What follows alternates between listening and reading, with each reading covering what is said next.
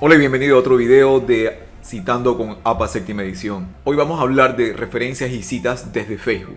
Al igual que como ocurre con las citas de Instagram, una referencia a una publicación de Facebook debe incluir como siempre como mínimo autor, título, año y ubicación. Información fundamental en toda referencia bibliográfica. Recordar que tomar como referencia publicaciones de redes sociales solo cuando la información sea original de ella, ya que si la fuente está en otra ubicación y se descubrió el link a través de una publicación en la red social, se debería mencionar la fuente original y no la publicación en la red social.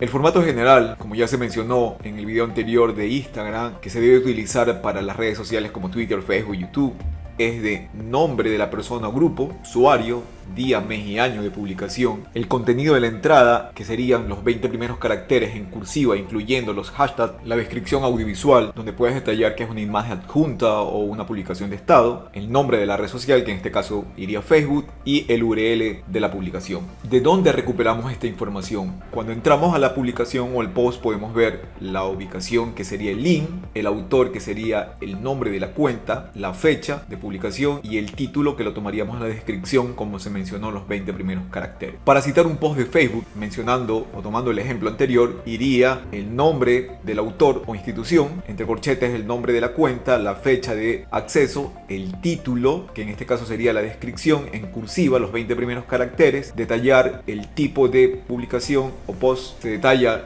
que es una imagen adjunta, que es una publicación del estado, la red social, y el link de acceso. Para la cita entre paréntesis iría el nombre del autor y el año, y para la cita narrativa pues el nombre del autor fuera y el año entre paréntesis. Si deseas citar una página de Facebook, debes utilizar el título de la página, debes incluir en la descripción que es una página de Facebook entre corchetes, la fecha de recuperación porque el contenido está diseñado para cambiar con el tiempo y no va a estar archivado, y proporcionar el URL de la página. Como en el caso anterior, iría el nombre de la cuenta, el nombre de la página sin fecha, describir que es una página de Facebook y recuperado la fecha de la red social y el link de la página.